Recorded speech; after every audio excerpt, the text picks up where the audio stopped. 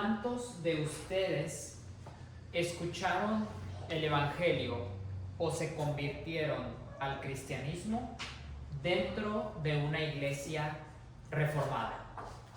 Si pueden levantar su mano. ¿Ok? ¿Cuántos de ustedes dentro de una iglesia, vamos a llamarla evangélica, carismática,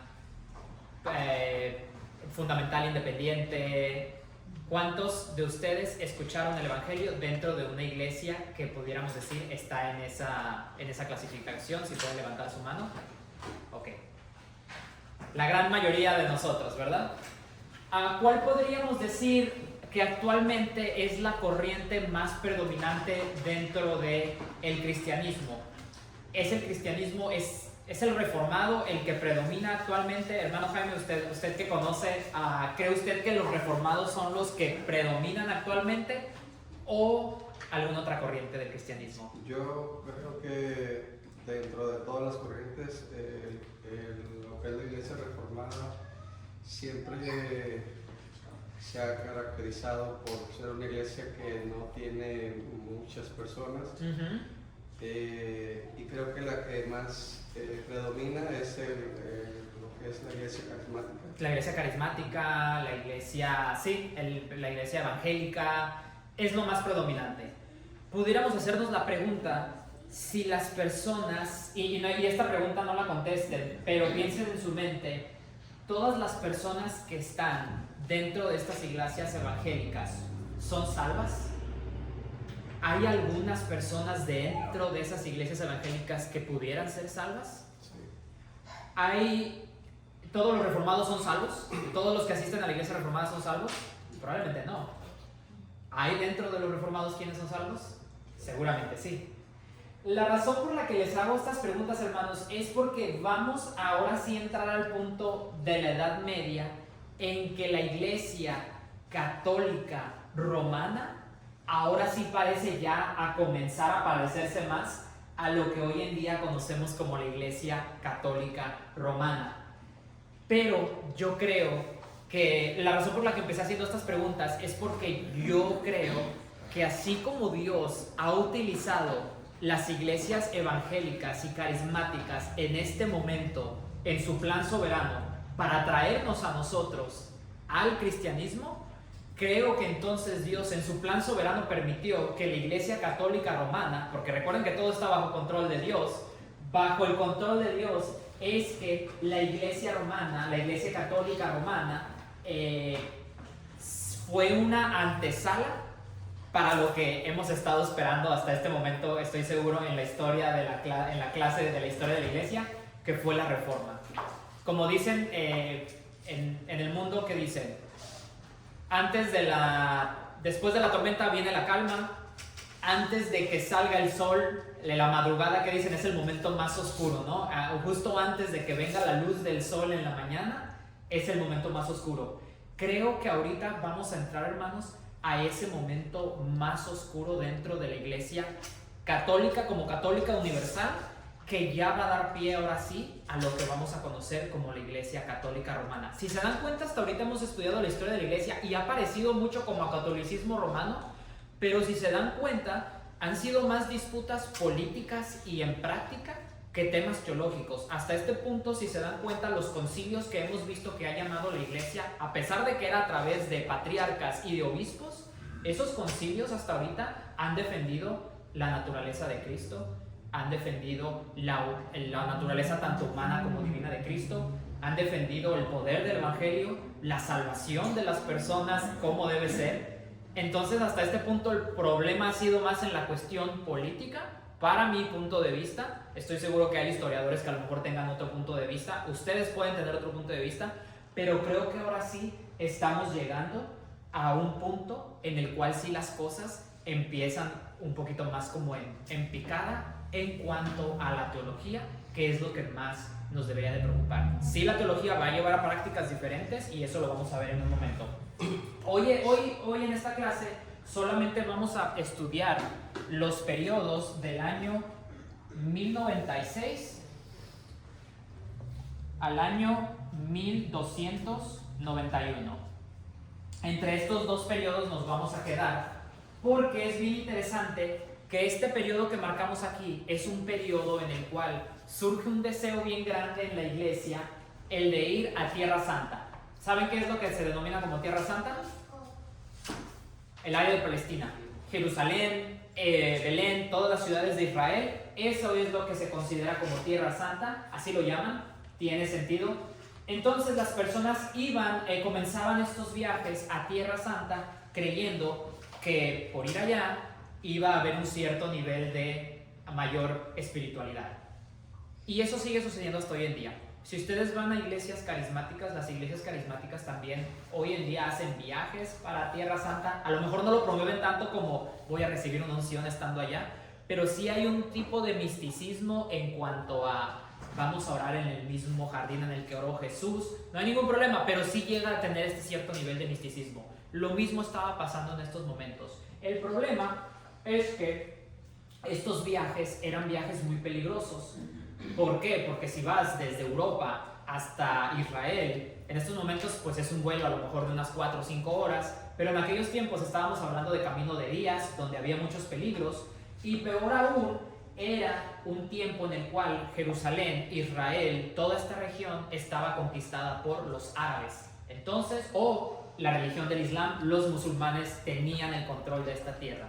Entonces, la iglesia, viendo que las personas querían ir a Jerusalén, y la iglesia también un poco motivada por la cuestión política, porque recuerden que en la política el territorio lo es todo. Entre más territorio tengo, mejor.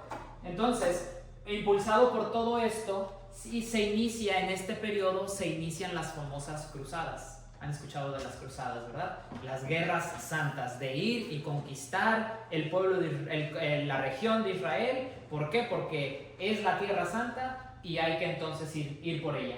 No vamos a entrar en mucho detalle sobre las cruzadas, solamente como conocimiento general. Las cruzadas fueron como batallas que se desarrollaron en esos lugares. Hubo creo que 5 cruzadas en total que se desarrollaron, y cada cruzada era enviar a gente hacia esa región para que peleen. Aquí lo que sí quiero que noten es que las cruzadas estaban impulsadas por este deseo, tanto religioso como político, de ir y conquistar Tierra Santa. Y justo en este momento en que se están llevando a cabo las cruzadas, surge también, se vuelve un poquito más famoso y más en uso, algo que la Iglesia Católica va a denominar como indulgencias. Estamos en el año 1096, ya las indulgencias son un tema. Recuerden esta palabra, no vamos a entrar mucho en detalle de indulgencias, pero solamente recuerden la palabra porque cuando lleguemos a la Reforma va a ser importante esto. En este momento las indulgencias voy a regresar un poquito. Indulgencia, vamos a decir que es un tipo, véanlo como un tipo de casi un perdón de pecados. Eso es una indulgencia. El que un obispo le dijera a la hermana Kenia, te otorgo esta indulgencia, véanlo casi como un perdón de pecados. No es completamente perdón de pecados, pero es algo similar. Les digo, no quiero entrar mucho en teología católica romana porque no es nuestro estudio, pero solo tengan eso, imaginen eso en su mente. Ahora, las indulgencias no se daban nada más porque sí, nada más era porque, si me caes bien, ahí te va tu perdón de pecados. Este casi perdón de pecados originalmente, o al principio que surgió esto de las indulgencias, se daba por uno hacer buenas obras.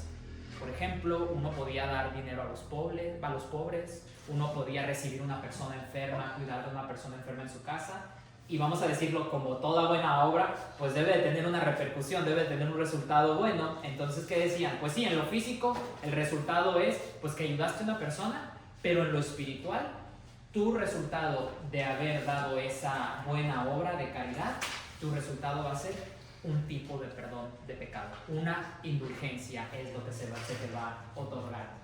Pero, como todas cosas de este estilo, está en rojo, no es correcto, las indulgencias se fueron desvirtuando más y más. De por sí ya una indulgencia no es algo bíblico, Pero entonces se fue desvirtuando la indulgencia al grado de que se comenzaron a comercializar las indulgencias. Se empezaron a intercambiar por dinero las indulgencias. Al principio era dar dinero a los pobres, ahora el dinero era, ok, das dinero a la iglesia, entonces podemos empezar a concederte indulgencias. La razón por la que traigo el tema de las indulgencias es porque esta comercialización fue gracias a la Iglesia Católica Romana, que defendía las indulgencias y que ahora sí decía que era algo importante. Y la Iglesia Católica Romana utilizaba las indulgencias para dos cosas: las cruzadas que acabamos de ver y catedrales. Recuerden esas dos cosas, cruzadas y catedrales. De hecho hay un libro, no lo he leído, pero me llamó mucho la atención que hay un libro que habla sobre este periodo y el libro se llama Cruzadas y Catedrales. ¿Por qué? Porque era lo que la Iglesia Católica Romana, para eso era para lo que ocupaba las indulgencias, para fondear, ¿es correcto decir la palabra fondear? Hacer un fondo para las catedrales y para las cruzadas. Les leo algo. La primera cruzada, año 1096, fue el momento en que el Papa Urbano II concedió lo que muchos historiadores consideran la primera indulgencia plenaria a gran escala, prometiendo, ojo a esto, remisión completo de las penas a quienes participaban en las cruzadas. ¿Qué pasaba entonces? Que esto significa que ahora el Papa perdonaba los pecados de aquellos, o casi perdón de pecados, porque les recuerdo, la indulgencia no es completamente perdón de pecados, es perdón de lo que ellos consideran penas, de aquellos que fueran a pelear en las cruzadas. Entonces, si Nico el día de mañana llegaba a su iglesia local en la época medieval y decía, obispo, voy a ir a pelear una cruzada, pero toda mi vida he vivido muy mal, te decían, no te preocupes, Nico, mientras tú vayas a pelear esta guerra santa. Ellos sabían, las probabilidades de que Nico regresara vivo después de esa cruzada eran mínimas. Entonces, ¿qué decían? Tú vete, estás perdonado. Nico se iba con una completa conciencia limpia. ¿De qué? De que, pues ya me perdonaron, ya tengo mis penas perdonadas. Entonces, ¿qué ocupo hacer? Simplemente ocupo ir y pelear esa cruzada por la Iglesia Católica Romana. ¿Qué piensan de esto, hermanos? Ahora sí parece catolicismo romano, como decimos, de hueso colorado, ¿no? Ahora sí estamos viendo comercialización del evangelio. Estamos viendo lo más bajo de lo más bajo dentro de la historia del cristianismo. Dentro de la historia estamos viendo el punto en el que ahora sí la Iglesia Católica Romana está tomando esa fuerza que, como les digo, esto es antesala. Lutero no va a venir hasta los años 1500, pero noten cómo 500 años antes ya estamos viendo razón para tener un poco de preocupación de lo que está pasando con la iglesia. Ahora bien, en este periodo de las cruzadas, en esta época medieval, surgen dos personajes muy importantes dentro del estudio de la iglesia. Yo les recomiendo, para los que están tomando notas, que tomen nota del primer personaje, que se llama Anselmo. Su nombre completo es Anselmo de Canterbury.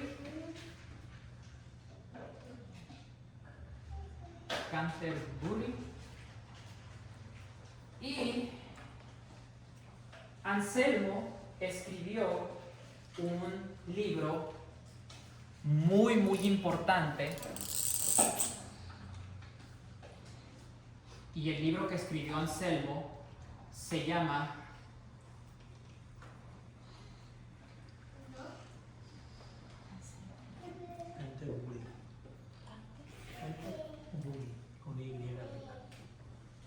El libro que escribió Anselmo se conoce o se llama como, en latín, Cur Deus Homo. Cur Deus Homo. Traducido el libro al español, traduciríamos el libro como ¿Por qué Dios se hizo hombre? En este libro, Anselmo desarrolla, lo que conoceríamos como un tratado teológico, en el cual Anselmo explica lo siguiente. Anselmo decía, Dios no solamente se hace hombre por amor. ¿Por qué? Porque incluso lo que hoy escuchamos hoy en día, ¿no? ¿Cuál es la típica manera de tratar de convertir a las personas en las iglesias evangélicas? Cristo te ama. Cristo te ama, tiene un plan maravilloso para ti, ven y recibe. Ok, pero debe haber más, ¿no? Entonces es lo que Anselmo trataba de descubrir, y por eso es que pone este nombre a su libro. ¿Por qué Dios se hizo hombre? Entonces, como les decía, Anselmo explica cómo es que Dios no solo se hace hombre por amor a la humanidad, sino que había una razón lógica detrás de esto. Justo hablaba con un amigo esta semana, un amigo que también es cristiano, que no dudo, y por lo que yo veo en sus obras, probablemente mi amigo sea salvo, pero mi amigo pertenece a una corriente de iglesias conocidas como iglesias fundamentales independientes. El fundamentalismo es una corriente que llega a veces al grado de legalismo en muchas cuestiones. Tristemente su teología es dispensacionalista y arminiana. Y mi amigo me decía, estábamos debatiendo el tema sobre la elección, obviamente de qué otra cosa vamos a debatir. Hablábamos sobre la elección y la expiación limitada, y él me decía, cuando argumentaba, me decía, es que a veces la Biblia no tiene lógica. Ese era su argumento. Y hermanos, gracias a Dios que tenemos a estos hombres que tomaron la lógica y dijeron, es que la Biblia no solamente es fideísmo. Fideísmo es creer solamente porque así me lo dice mi obispo o porque así lo dice en aquellos tiempos el Papa. Estos hombres decían, debe de haber lógica. Debemos de usar la razón para poder entender la Biblia. Y es lo que Anselmo entonces hace con esta pregunta. ¿Por qué es que Dios se tuvo que hacer hombre? Entonces, en la lógica, dice Anselmo, ok, lo que pasa es que el pecado, nuestro problema es el pecado. Y el pecado es una deuda ¿contra quién? ¿Contra el diablo? Dios. Contra Dios. El pecado es una deuda en contra de Dios. Y Dios es un Dios infinito.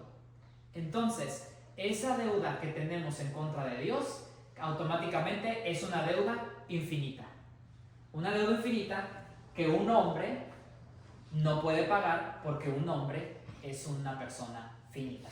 Entonces, dado que el hombre es finito y no puede saldar una cuenta de tal magnitud, se requiere de alguien que sea plenamente humano. ¿Para qué? Para que pueda representar a la humanidad.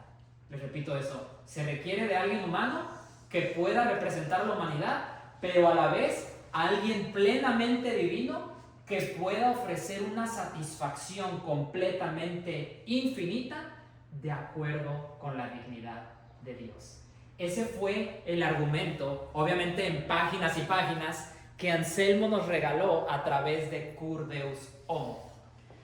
Yo sé que ahorita se los cuento y ustedes me dicen, eso ya lo sabemos. Pero hermanos, para este tiempo no existía este tipo de lógica, no existía este tipo de razonamiento, pero gracias a Dios que hubo hombres que en medio de la oscuridad de las cruzadas, que en medio de la oscuridad de este momento en el cual la Iglesia Católica Romana está tomando más fuerza, escribieron tratados como Cur Deus Homo y nos regalaron lo que ahora para nosotros es algo básico. Algo que todos deberíamos de saber. ¿Por qué es que Dios, cuando se nos pregunta ahora por qué es que Dios se hizo hombre? Ya todos nosotros podemos responder a esta pregunta con muchísima más facilidad, porque ya hemos conocido de este evangelio. Pero no fue algo que se le ocurrió al pastor, no es algo que se me ocurrió a mí, es algo que ya a través de la historia lo hemos visto. ¿Alguna pregunta, alguna duda hasta este punto, hermanos? ¿O algún comentario? ¿Nadie? Vamos entonces a entrar con un segundo personaje.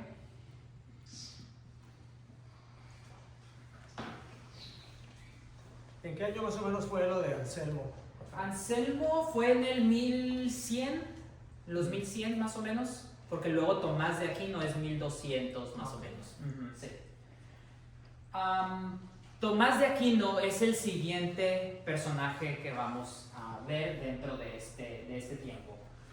Ahora, Tomás Aquino, si alguno de ustedes algún día llega a estudiar apologética es el estudio de la fe, muy probablemente la primera persona que vayan a estudiar dentro de la apologética va a ser a Tomás de Aquino. ¿Por qué? Porque las contribuciones y las enseñanzas de Tomás de Aquino fueron más por el lado un poco más filosófico, pero no por eso menos importante y no por eso pagano, porque tanto Tomás de Aquino como Anselmo desarrollaron mucha de esta teología gracias a que tuvieron contacto a escritos de personas como Aristóteles, Sócrates.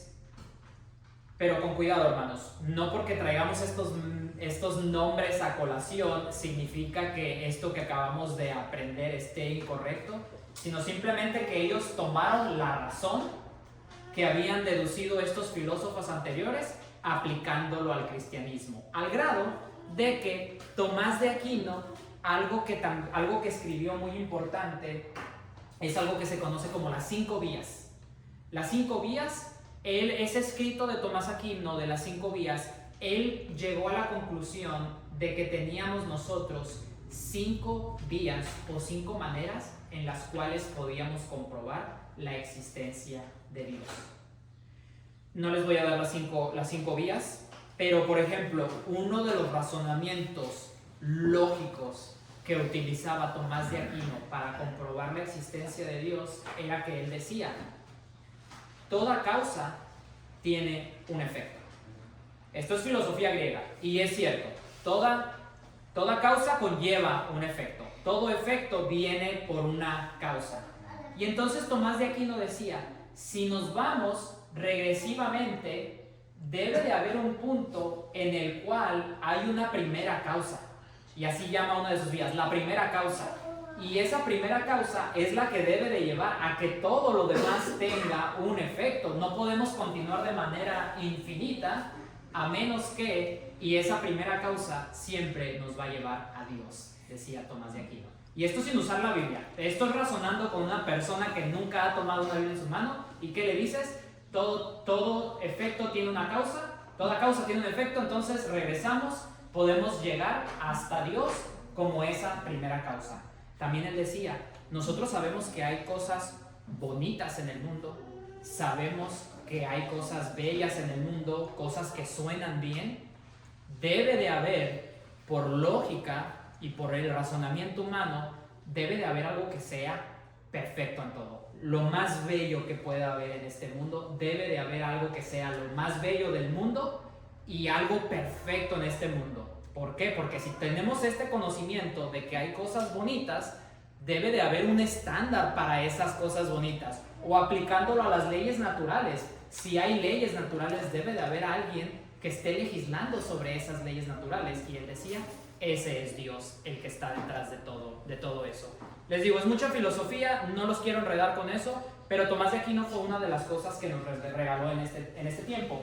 Aquino también desarrolla en sus tratados, vayan a Gálatas capítulo 3, por favor.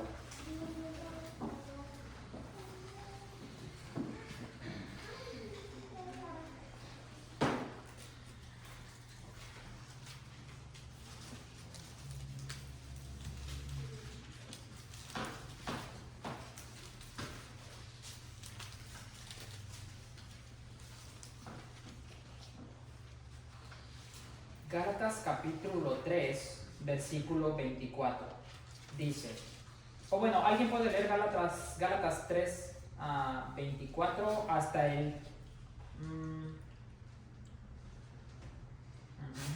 hasta el 26 nada más, esos 3 versículos, Gálatas 3, 24, 25 y 26. ¿No, Vicente? Gracias. De manera que la ley ha sido nuestro ayo para llevarnos a Cristo, a fin de que fuésemos justificados por la fe. Pero venida la fe, ya no estamos bajo el ayo, pues todos sois hijos de Dios por la fe en Cristo Jesús. Perfecto, muchas gracias. Tomás Aquino toma y desarrolla en base a Gálatas 3:24, nos da este desarrollo con más detalle con respecto a la ley. Y Tomás Aquino fue uno de los primeros en retraer nuevamente la doctrina con respecto a la ley y esa función pedagógica que tiene la ley. Porque un ayo es eso, un ayo que dice aquí Gálatas es un maestro. Está refiriéndose a la ley como un maestro, diciendo, la ley todo este tiempo lo único que es este maestro, es esta función de la ley es la de llevarte, no a que la cumplas por tus propias fuerzas, sino que la ley te está llevando, ¿a quién te está apuntando? A Cristo. Y fue Tomás de Aquino, con esto nos da uno de los fundamentos que después va a venir y tomar Lutero, va a tomar para lo que después vamos a conocer en la Reforma y que hoy en día conocemos como la ley y el evangelio, la ley y la gracia. Esta dualidad que siempre vamos a encontrar en la Biblia. Porque si ustedes se dan cuenta, una predicación reformada nunca te va a decir, ve y haz esto y en tus propias fuerzas resuelve cómo es que el día de mañana vas a ser una mejor persona en el trabajo. Y aquí te van los 5 puntos de cómo ser una mejor persona en el trabajo. Esa no es una predicación reformada. Una predicación reformada sí te va a dar la ley y te va a decir, la ley espera de ti que hagas esto, esto y esto, pero nunca se va a quedar ahí. ¿Qué te va a decir después? Pero para eso ya vino Cristo. Cristo vino para cumplir con esa parte de la ley. Ahí está el evangelio, ahí está la gracia. Cristo vino a cumplir la ley. Por eso es que cuando viene con Jesús y que le dice, que le dice, maestro bueno, ¿qué puedo hacer para heredar el reino de los cielos? No era la ley lo que tenía que cumplir esta persona, era el amor a Dios el que no permitía que esta persona viniera a conocimiento de Cristo. Pero lo que voy con esto entonces, hermanos, es esto que vemos en la Biblia, la ley y el evangelio, y este desarrollo de la ley de Tomás de Aquino fue una base muy muy importante, un preámbulo muy importante para que nosotros tuviéramos entonces después, a través de Martín Lutero, una reforma sólida en cuanto a la ley y la gracia, la ley y el evangelio, algo muy importante para el cristianismo. Preguntas hasta este momento, hermanos. Ok, ¿se acuerdan que vimos cuando hablamos de uno de los padres de la iglesia, que mencionábamos que era un pionero? ¿Se acuerdan por qué decíamos que eran pioneros? Hablábamos de un camino, ¿no? De que era como cuando uno es un pionero en un camino. Así como esto que acabamos de escuchar de Anselmo. Para nosotros es obvio. Cristo tiene que ser hombre para poder saldar nuestra deuda. Para Anselmo y Tomás de Aquino llegar a esas conclusiones, tristemente tuvieron que pasar por errores. Tristemente tuvieron que cometer errores en su teología para poder llegar a nosotros poder tomar las cosas buenas de ellos. Y como vamos, hermanos, a entrar a un punto muy importante de la iglesia en el cual vamos a estar viendo muchos nombres, quiero que siempre tengan en su mente, guardado en alguna parte de su mente, que todos los personajes que estamos estudiando aquí al final del día son hombres. Son hombres que van a cometer errores, son hombres que no van a tener una doctrina perfecta, pero que aún así son hombres a los cuales Dios va a utilizar para darnos a nosotros una bendición a través de las cosas que escribieron. Y por ejemplo, vamos a ver esos problemas. Anselmo, en su hablar sobre Cristo ganando la salvación para nosotros, Anselmo decía que al Cristo morir en la cruz por nosotros ganaba nuestra salvación, pero de una manera inmensa, que él lo llamaba que teníamos ahora entonces tesoros en el cielo. Y esos tesoros en el cielo que podíamos nosotros recibir, Anselmo las conocía como indulgencias. Anselmo escribió en favor de las indulgencias. nos dio un muy buen escrito, pero a la vez también fortaleció un poco el tema de las indulgencias. Los obispos católicos romanos y los papas se basaron mucho y utilizaron mucho de los escritos de Anselmo para tener el tema de las indulgencias, para desarrollar este tema. Por su lado, Tomás de Aquino habló de un tema, no voy a escribir la palabra, pero si la hubiera escrito iría en rojo. Habló el tema y fortaleció mucho el tema, Tomás de Aquino, sobre la transubstanciación. ¿Conocen ustedes qué es la transubstanciación? ¿Alguien quisiera explicarnos qué es la transubstanciación? Es la creencia que tiene la Iglesia Católica Romana, Ajá. donde ellos creen que literalmente el pan se convierte en el cuerpo de Cristo. Exacto. Al momento de estar. Sí, tanto el pan se convierte en el cuerpo de Cristo como el vino se convierte en la sangre de Cristo de manera literal. Tienen un argumento muy filosófico, porque uno diría, bueno, es que si uno huele esa hostia no huele a cuerpo, si uno huele ese vino no huele a sangre, pero hay un argumento que Tomás de Aquino tomaba por eso es que estos escritos de los que estamos hablando son páginas y páginas en los cuales él llegaba a la conclusión, de que en verdad ese pan y ese vino se convertían en literalmente el cuerpo y la sangre de Cristo, pero tristemente eso fue dado y muy fundamentado a través de los escritos de Tomás de Aquino. Entonces, nosotros vamos a tomar cosas muy buenas de Tomás de Aquino, como las que les acabo de mencionar, pero también el catolicismo romano va a tomar cosas de Tomás de Aquino para fortalecer sus opiniones. Les comento esto para que no se asusten si el día de mañana ustedes platican con un católico romano y les dice, ay sí, Santo Tomás, ¿no? Excelente. Ok, sí, pero ¿hasta qué grado? ¿Hasta qué grado es que vamos a considerar a Tomás de Aquino? Y vuelvo a lo mismo. Si me preguntan, yo no sabría responderles si Tomás de Aquino fue salvo o no, pero por eso es que les hacía esta pregunta. De Tomás de Aquino era un monje dentro de la Iglesia Católica Romana, al igual que Lutero. Martín Lutero va a ser un monje que va a surgir de la Iglesia Católica Romana, pero solamente quería que tomaran eso en cuenta. Esto, a su vez, estas enseñanzas, junto con ya otras doctrinas, dan como resultado en la Iglesia Católica Romana. Y por eso es que les digo, aquí es donde creo que la Iglesia Católica Romana se consolida, porque nos van a dar para los católicos romanos los 7 sacramentos. Los 7 sacramentos dentro de la Iglesia Católica Romana.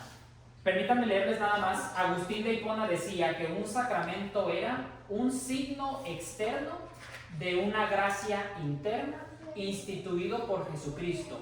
Los sacramentos significan la gracia de Dios de manera observable para el participante. Si yo les pregunto, hermanos, ¿cuántos sacramentos practicamos nosotros en la Iglesia Reformada? 2 sacramentos. ¿Cuáles son esos sacramentos, hermanos? La cena del Señor y el bautismo. Y el bautismo, exacto. Ya no tenemos tiempo, pero lo pueden leer en sus confesiones. Nuestras confesiones nos hablan de esos 2. Muy buen trabajo, Pastor Luz. 2 sacramentos nada más. Dentro de los 7 sacramentos de la Iglesia Católica está el matrimonio, está la penitencia que va como de la mano con las indulgencias, tienen varios sacramentos la confirmación, el bautismo, o sea, comparten con nosotros 2 sacramentos, 5 más, de los cuales nosotros no compartimos. Pero les digo, esto es básico para la Iglesia Católica Romana y esto se desarrolla en este periodo. Es en este periodo en el que ahora sí la Iglesia Católica, si ustedes me preguntan, yo daría inicio a la Iglesia Católica Romana, lo situaría en este punto de la historia. Pero hermanos, no se desanimen. Me hubiera gustado haber empezado con el siguiente punto el día de hoy, pero ya vamos a empezar a ver ahora sí grupos protestantes. Vamos ahora sí a empezar en este momento, probablemente en los años 1200, ya vamos a empezar a ver a grupos como los cátaros, vamos a empezar a ver a grupos como Ay, se me fue el nombre de Pedro.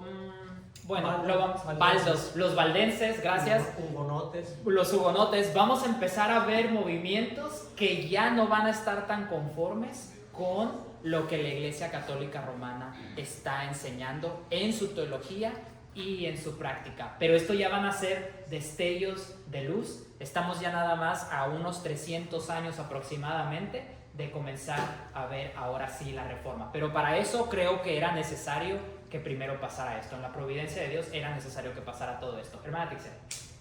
Aquí estamos hablando de la iglesia romana, de como nos dividiste en dos, Sí. el mapa de una iglesia y de Ajá, otra iglesia. sí. ¿Qué pasa con la otra iglesia? ¿Está de acuerdo con lo que está haciendo? Con lo que está haciendo la Iglesia del Oeste, ajá. En puntos llegan momentos en los cuales tratan de reconciliarse y tratan de llegar a puntos medios y a estar en acuerdo, pero ya no, ya como quien dice, demasiado tarde. Ya la iglesia igual, la iglesia ortodoxa griega, ya está continuando con su camino de adorar imágenes, ya está continuando con su camino de enfocarse más en la encarnación de Cristo, todo de lo del lado de acá, del lado Entonces este. lo de las imágenes empieza la iglesia ortodoxa, empieza con las imágenes, no Sí, es- exacto, sí, es un tema que al principio, de hecho, la Iglesia Católica Romana no estaba tan de acuerdo con eso, pero después terminó siendo, vamos a decirlo, hasta peor que la Iglesia occidental, ortodoxa. Sí, pero ya los vamos a dejar a ellos de lado porque ya ellos ya, como quien dice, tomaron su rumbo.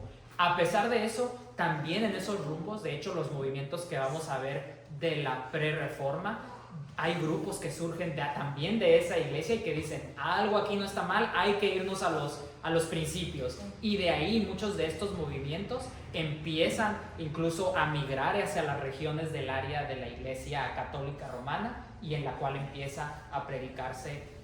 No todos de ellos, es lo que vamos a ver en la clase que viene, no todos de ellos a lo mejor la doctrina más sana, pero sí un tipo de protestantismo. ¿Por qué protestantismo? Porque protestando en contra de la Iglesia Católica Romana.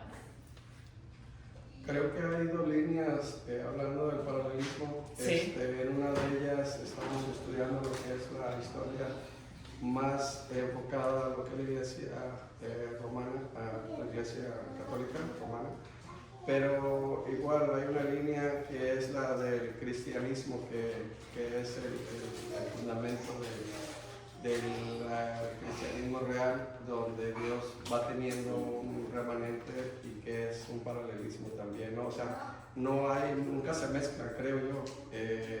Es lo que, por eso comenzaba la clase, hermano, haciendo la pregunta sobre eso, porque es un poco difícil, en lo que yo he estado estudiando, es un poco difícil encontrar grupos paralelos con en realidad una sana doctrina que pudiéramos decir, aquí viene como este paralelo a la Iglesia Católica. Es un poco difícil. No, probablemente sí los hubo y siempre hubo este movimiento de grupos que protestaban en contra de la Iglesia, pero tristemente, por ejemplo, los cátaros llegaron a caer en el dualismo y hablar de que la material era malo y lo espiritual era bueno, y ya se salía de la ortodoxia. Pero si vemos, por ejemplo, lo que a mí me gusta, ahora que estudio la historia de la Iglesia, me gusta pensar como lo que sucede ahorita en Estados Unidos, como ahorita, si ustedes le preguntan al presidente de Estados Unidos, él qué religión practica, él les va a decir cristianismo. No les va a decir catolicismo romano, les va a decir cristianismo. Pero ¿qué es lo que yo veo? Siento que está pasando lo mismo que en algún punto pasó con la Iglesia Católica Romana, de desvirtuarse al grado que cayó en este punto de la historia. Probablemente, si estamos aquí 100, 200 años después, si la Iglesia sigue en este mundo, si Cristo no ha venido, probablemente en un futuro en la historia estemos hablando de cómo el cristianismo dejó de ser ese cristianismo que venía desde lo original. Pero por eso es que decimos, siempre reformados. La Iglesia siempre se tiene que estar reformando. ¿Por qué? Porque ese es el problema, que la Iglesia tiende a caer somos humanos, somos pecadores, la Iglesia va a tender a caer en ese pecado y en desvirtuar a la misma, desvirtuarse a sí misma, pero sin prevalecer. La iglesia siempre va a permanecer. Otra cosa que yo pienso importante es recordarnos la parábola del trigo y la cizaña. Van a crecer juntos. El trigo y la cizaña siempre van a crecer juntos y no va a ser hasta el final en que se va a hacer esa separación. Entonces, para contestar a su pregunta, hermano, no dudo que haya siempre ese paralelismo, pero por eso es que me gustaba hacer esta división entre hasta antes de este año, el problema parecía ser un poquito más en la práctica y en lo político, más que en lo doctrinal. Pero ahora sí, yo a mi punto de vista, empiezo a ver un problema ya teológico que sí debe de causar una separación, y creo que entonces estamos viendo vamos a ver esta pre-reforma que nos va a dar esa completa separación, pero que después va a dar pie al movimiento evangélico, que nuevamente si nosotros lo vemos de fuera es como de ¿qué está pasando aquí? Algo no está funcionando en ese movimiento. Entonces creo que es lo que vemos a través de la historia. ¿Sí me explico, hermano? Pero no dudo, creo que tomaría un poco más de investigación y de cuidado el ver cuáles eran esos movimientos paralelos que se estaban llevando a cabo desde el año, vamos a ponerlo, 500 hasta el año 1000. ¿Qué pasó en esos 500 años con esos movimientos? Porque le digo, es difícil, porque como decimos, la historia la cuentan los que la ganan. Entonces, ¿qué pasa? Mucho de la historia pues iba a estar viciada por lo que el catolicismo romano, que fue el que prevaleció en esos tiempos, nos va a decir. Y ellos probablemente nos van a decir, no, es que ese grupo era un grupo hereje, que practicaba el canibalismo. Y probablemente no era cierto, pero por eso tenemos que tener mucho cuidado con esta parte de la historia. Como tú dices, yo también no lo dudo que haya habido algún remanente grupo, sí, pero no son fáciles de rastrear, no son rastreables porque vivían bajo persecución. Exacto. Entonces no dejaron mucho legado. Lo que pasa es que hay por ejemplo, la Iglesia Bautista Fundamental. Ellos dicen que ellos sí pueden rastrear, que son los desde Juan el Bautista. Desde Juan el Bautista, sí, hasta ellos, por medio de algunos grupos como los anabaptistas y todo ello. Pero no hay un rastro real que pueda decir que hay una continuación bien marcada de protestantismo. Fueron grupos aislados que vivieron muy escondidos, por lo mismo por la persecución, que es difícil rastrearse, o no hay una base o una historia sólida que pueda determinar eso. Pero sí creo que ya lo que marca la historia, que ya en la Edad Media, ahí sí ya comienza a haber grupos que sobresalen en eso, sí, y que son históricamente, exacto, fiables. Que ahora sí nos dan esa fiabilidad de decir, aquí ya había personas que decían, yo ya no me quiero ser asociado de la Iglesia Católica Romana, porque están creyendo en la transubstanciación, están creyendo en las indulgencias. Creo que era necesario eso para purificar a la Iglesia, era necesario ese periodo tan oscuro para que nosotros entonces pudiéramos recibir la bendición de eso. No todo el mundo nace convertido, tenemos un trasfondo del cual tenemos que echar mano y mirar. Por eso es que debemos estudiar la historia de la Iglesia, para mirar esos periodos en los cuales, wow, la Iglesia, los mismos apóstoles, no podemos decir que los apóstoles tuvieron una continuación, se regresaron a pescar después de que Jesús muere. Pedro ya estaba pescando otra vez. Ahí ya había perdido ese hilo, vamos a decirlo así, de continuación. Tristemente podemos ver lo mismo en la iglesia, pero no por eso. Yo a la conclusión de esto no es para desanimarse, hermanos, al contrario, creo que es para darnos cuenta que Dios está en control siempre de la iglesia y cómo la iglesia permanece aún a pesar de estos periodos tan difíciles dentro de la misma iglesia. La iglesia siempre va a permanecer. Y otra cosa también, cuando mencionaste acerca de que eran hombres, Anselmo, sí, Tomás de Aquino, cometían errores, esto es algo que hemos enseñado mucho en la iglesia, acerca de que lo único que no tiene errores es la palabra de Dios. Es la palabra de Dios. Aún los reformadores tuvieron muchos errores. Sí, vamos a ver eso, sí, que hubo errores también dentro de los reformadores, por eso no hay que ponerlos en un pedestal y tomarlos a ellos como verdad 100%. Lo único que sostiene la verdad es la palabra de Dios, Y si en algo estamos equivocados, que probablemente a lo mejor alguna doctrina que no estemos interpretando, es por nuestro pecado. Es por nuestro pecado el que no nos permite tener la plenitud del conocimiento. Pero gracias a Dios que podemos estudiar nuestra historia y gracias a Dios que podemos reconocer eso.